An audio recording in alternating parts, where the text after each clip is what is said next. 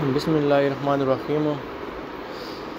My name is Muhammad Junaid and I am the student of BS 4th semester Department of Social Work, and my topic is human rights in Islam.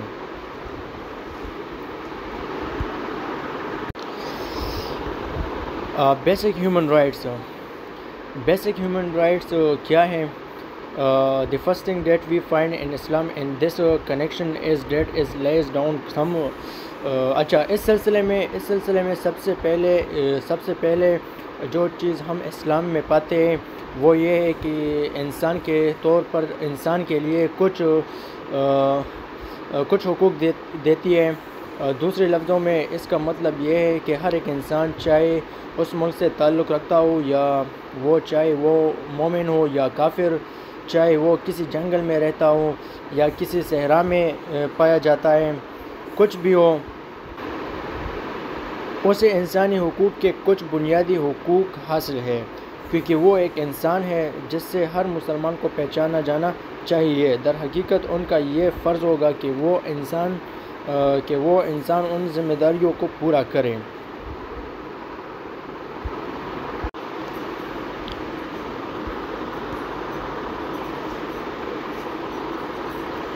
The rights to life. The rights to life زندگی کا حق. پہلے اور سب سے بنیادی حق یہ ہے کہ وہ انسانی زندگی کو زندہ رہے اور اس کا احترام کرے. قرآن مجید فرماتا ہے جو شخص کسی بھی انسان کو بغیر کسی وجہ کے اس انسان کو ذبح کرنے یا زمین پر بدعنوانی کے قتل کرتا ہے گویا اس نے سارے انسانوں کو مار ڈالا ہے. جہاں تک قتل کے انتقام میں جان لینے یا اس زمین پر بدعنوانی پھیلانے کی سزا کے سوال کا اعتراف ہے، اس کا فیصلہ صرف ایک مناسب اور مجاز قانون عدالت ہی کر سکتا ہے. اگر کسی بھی قوم یا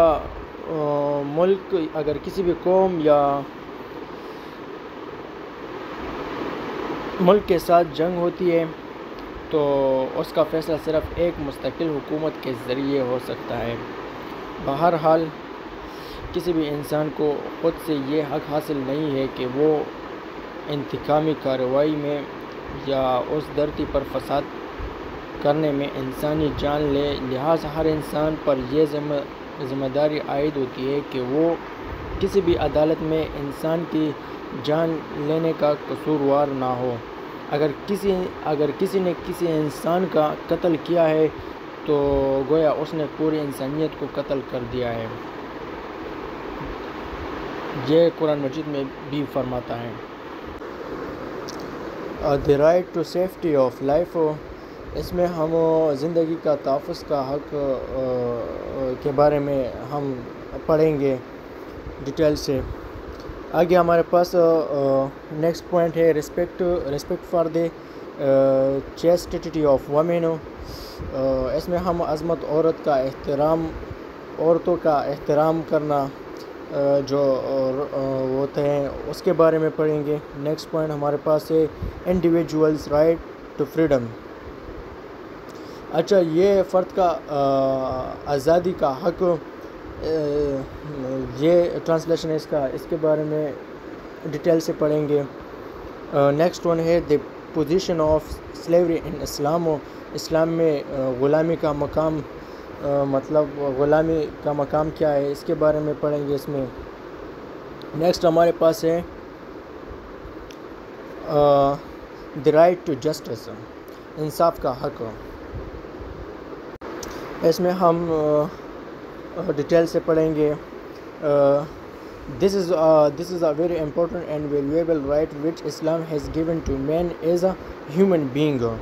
اچھا یہ ایک بہت اہم اور قیمتی حق ہے جو اسلام نے بطور انسان کو دیا ہے. قرآن مجید نے یہ بیان کیا ہے. اس سے یہ نقطہ واضح ہوتا ہے کہ یہ مسلمانوں کو نہ صرف عام انسانوں کے ساتھ بلکہ اپنے دشمنوں کے ساتھ بھی رہنا ہے. دوسرے لفظوں میں جس انصاف کے لیے اسلام اپنے پیروکاروں کو دعوت دیتا ہے وہ صرف اپنے ہی ملک کے شہریوں یا ان کے اپنے قبیلے، قوم یا نسل کے افراد یا مجموعی طور پر مسلم معاشرے تک ہی محدود نہیں ہے، بلکہ یہ سب کے لیے ہے، دنیا کے انسان۔ لہٰذا مسلمان کسی کے ساتھ بھی ناانصافی نہیں کر سکتے ہیں۔ ان کے مستقل عادت اور خصوصیات ایسی ہونی چاہیے کہ ان کے ہاتھوں کبھی بھی انسان کو ناانصافی کا اندیشہ نہیں ہونا چاہیے، اور انہیں ہر انسان کے ساتھ ہر جگہ انصاف اور انصاف کے ساتھ برتاؤ کرنا چاہیے۔ Equality of human beings. قرآن مجید میں یہ ارشاد فرمایا ہے، اے انسانوں، ہم نے آپ کو نر اور مادہ سے پیدا کیا ہے۔ دوسرے لفظوں میں تمام انسان ایک دوسرے کے بھائی ہیں۔ یہ سب ایک باپ اور ایک ماں کی اولاد ہے، اور ہم نے آپ کو اقوام اور قبائل کے طور پر کھڑا کیا ہے تاکہ آپ ایک دوسرے کو پہچان سکیں۔ اس کا مطلب یہ ہے کہ انسانوں کو قوموں، نسلوں، گروہوں اور قبیلوں میں تقسیم کی خاطر ہے، تاکہ ایک نسل یا قبیلے کے لوگ مل سکیں اور کسی دوسرے نسل یا قبیلے سے تعلق رکھنے والے لوگوں سے آشنا ہوں اور ایک دوسرے کے ساتھ تعاون کریں۔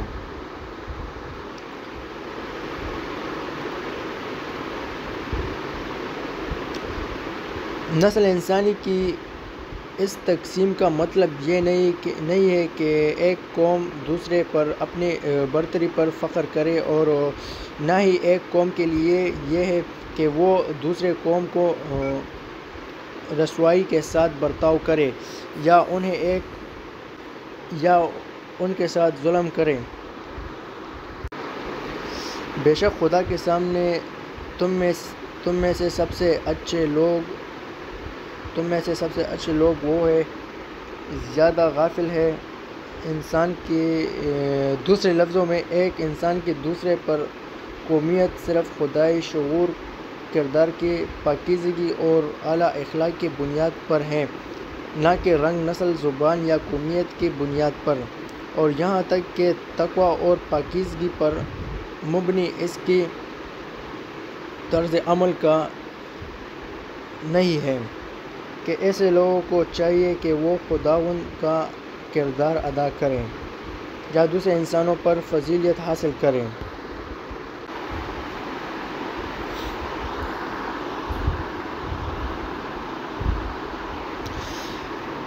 Rights of citizen in an Islamic state. ایک اسلامی ریاست میں شہریوں کے حقوق کے بارے میں ہم پڑھیں گے۔ اس میں سب سے پہلا پوائنٹ ہے the right to protest against tyranny, یعنی ظلم کا مقابلہ کرنے کا حق۔ اسلام نے انسانوں کو جو حقوق دیے ہیں ان میں حکومت کے ظلم کے خلاف احتجاج کرنے کا حق ہے۔ قرآن نے اس کا ذکر کرتے ہوئے کہا ہے، یعنی اس کا مطلب یہ ہے کہ خدا گالی سخت الفاظ سے سختی سے انکار کرتا ہے، لیکن جو شخص ناانصافی یا ظلم کا نشانہ رہا ہے، خدا اسے یہ حق دیتا ہے کہ اس کے ساتھ ہونے والے جھوٹ کے خلاف کھل کر احتجاج کرے۔ یہ حق صرف افراد تک محدود نہیں ہے، لہٰذا اگر ایک فرد یا لوگوں کا ایک گروہ یا کوئی جماعت اقتدار پر قبضہ کر لیتی ہے اور اقتدار سنبھالنے کے بعد افراد یا مردوں کے گروہ یا ملک کی پوری آبادی پر ظلم کرنا شروع کر دیتی ہے، تو پھر اس کے خلاف کھلے عام احتجاج کی آواز بلند کرنا ہے۔ انسان کا حق ہے اور کسی کو بھی اس حق پر قبضہ کرنے یا انکار کرنے کا اختیار نہیں ہے۔ اگر کوئی شہریوں کے اس حق پر قبضہ کرنے کی کوشش کرتا ہے تو وہ خدا کے خلاف سرکشی کرتا ہے اور وہ آخرت کے جہنم سے نہیں بچا سکتا ہے۔ freedom of expression. Islam gives the right of freedom of thought and expression to all citizens of the Islamic State on the condition that it should be used for the propagation of virtue and truth and not for spreading evil and weakness. اچھا، اسلامی ریاست کے تمام شیعوں کو اس شرط پر آزادی فکر و اظہار رائے کا حق دیتا ہے کہ اسے تبلیغ کے لیے استعمال کیا جائے، نہ کہ برائی اور برائی پھیلانے کے لیے آزادی اظہار کا۔ یہ اسلامی نیکسٹ پوائنٹ ہمارے پاس ہے پروٹیکشن آف ریلیجیس سینٹیمنٹس۔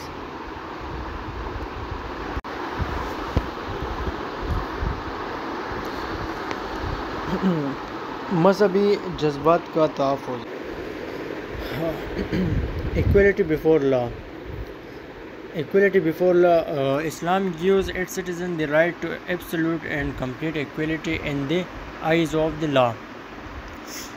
اسلامی سیاسی نظام قانون سے پہلے تمام شہریوں کے لیے مساوات کو یقینی بناتا ہے۔ زبان کے رنگین علاقوں کے جنس یا مذہب کی بنیاد پر یہ کسی بھی امتیازی سلوک کو نہیں مانتا۔ نیکسٹ ہمارے پاس ہے rights of enemies at war. جنگ میں دشمنوں کے حقوق کیا ہوتے ہیں اس کے بارے میں پڑھیں گے، اس میں ڈسکس کریں گے اسی پوائنٹ میں۔ اسلامی ریاست کے شہریوں کے حقوق سے نمٹنے کے بعد میں ان حقوق پر مختصر طور پر گفتگو کرنا چاہتا ہوں جو اسلام نے اپنے دشمنوں کو دیے ہیں۔ ان دنوں جب اسلام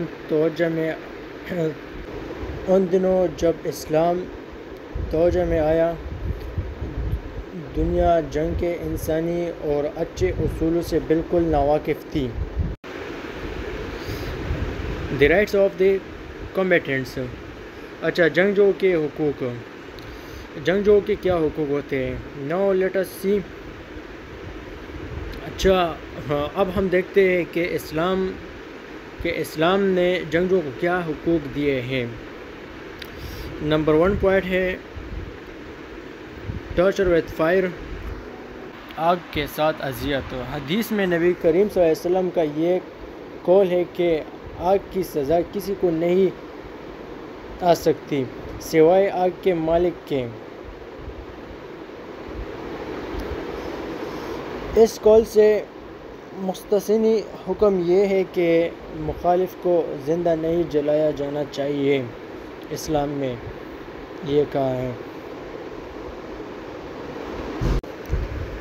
سیکنڈ نمبر پر ہے پروٹیکشن آف دی وانڈیڈ، زخمیوں کا تحفظ۔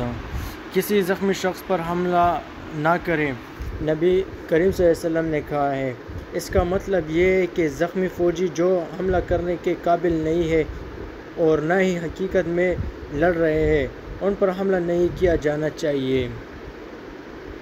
اچھا، اب ہم آتے ہیں 3 نمبر پوائنٹ پہ۔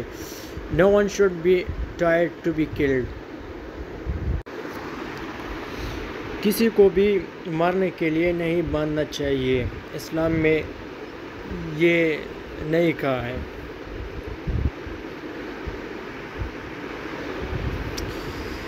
The Prophet has prohibited the killing of anyone who is tied or is in captivity. نبی کریم صلی اللہ علیہ وسلم نے باندھے ہوئے یا قیدی میں رہنے والے کسی کو بھی مارنے سے منع کیا ہے۔ 4 نمبر پر ہے no looting and destruction in the enemy's country. Muslims have also been instructed by the Prophet that if they should enter the enemy's territory, they should not pillage or plunder, not destroy. اچھا، دشمنوں کے ملک میں لوٹ مار اور تباہی نہیں کرنا چاہیے۔ مسلمانوں کو نبی صلی اللہ علیہ وسلم نے یہ بھی ہدایت دی ہے کہ اگر وہ دشمن کے علاقے میں داخل ہو جائے تو وہ نہ تو اپنے آپ کو سرکہ کریں گے اور نہ ہی لوٹ مار کریں گے اور نہ ہی رہائشی علاقوں کو تباہ کریں گے اور نہ ہی کسی کے املاک کو چھوئے جائیں گے۔ سوائے ان کے جو ان سے لڑ رہے ہیں۔ حدیث میں آیا ہے پیغمبر نے مومنوں کو لوٹ مار سے منع کیا ہے۔ 5 نمبر پوائنٹ ہمارے پاس ہے return of the corpse of the enemy. لڑائی میں دشمن کا ایک نہایت نامور اور قابل شکست جنگجو مارا گیا اور اس کی لاش اس خندق میں گر گئی جس سے مسلمانوں نے مدینہ کے دفاع کے لیے کھودا تھا۔ کافروں نے نبی اکرم صلی اللہ علیہ وسلم کے پاس 10,000 دینار پیش کیے اور درخواست کی کہ ان کے گرے ہوئے جنگجوؤں کی میت ان کے حوالے کر دی جائے۔ نبی صلی اللہ علیہ وسلم نے جواب دیا، میں لاشیں فروخت نہیں کرتا، آپ اپنے گرے ہوئے ساتھی کی لاش لے سکتے ہیں۔ نیکسٹ ہمارے پاس نیکسٹ پوائنٹ ہے prohibition of breach of treaties. In the battle of Ahzab, Islam has strictly prohibited treachery. One of the instructions that the Prophet used to give the Muslim warriors while sending them to the battle front was, do not be guilty of breach of faith. Conclusion, نتیجہ یہ ہے اس کا ہمارے پاس یہ ان حقوق کا ایک مختصر خاکہ ہے جو 1400 سال قبل اسلام نے انسان کو، ان لوگوں کو جو ایک دوسرے سے لڑ رہے تھے اور اس کی ریاست کے شہریوں کو جو ہر مومن کو قانون کی طرح مقدس سمجھتا ہے، ایک طرف یہ اسلام پر ہمارے اعتماد کو تازہ اور مستحکم کرتا ہے جب ہمیں یہ احساس ہوتا ہے کہ اس جدید دور میں بھی جو ترقی اور روشن خیالی کے ایسے بلند ہوتا ہے کہ اس کے جدید دور میں بھی جو ترقی بلند ہوتے ہیں دعوے کرتا ہے، دنیا 1400 سال سے دیے گئے قوانین کے مقابلے میں انصاف پسند اور زیادہ سے زیادہ مناسب قانون سازی کرنے کے قابل نہیں ہے۔ پہلے دوسری طرف یہ بات کسی کے جذبات کو ٹھیس پہنچاتی ہے کہ مسلمان اس شان و قانون کے مالک ہے اور پھر بھی وہ مغرب کے ان رہنماؤں کے رہنمائی کے منتظر ہے جو حق اور انصاف کی ان بلندیوں کو حاصل کرنے کا خواب نہیں دیکھ سکتے تھے جو تھا ایک طویل وقت پہلے حاصل کیا۔ اس سے بھی زیادہ تکلیف دہ حقیقت یہ ہے کہ پوری دنیا میں حکمران جو مسلمان ہونے کا دعوے کرتے ہیں، انہوں نے اپنی حکومت کی اساس اور اساس کے طور پر اپنے خدا اور پیغمبر کی نافرمانی کی ہے۔ خدا ان پر رحم فرمائے اور انہیں حقیقی رہنمائی عطا کرے۔ شکریہ۔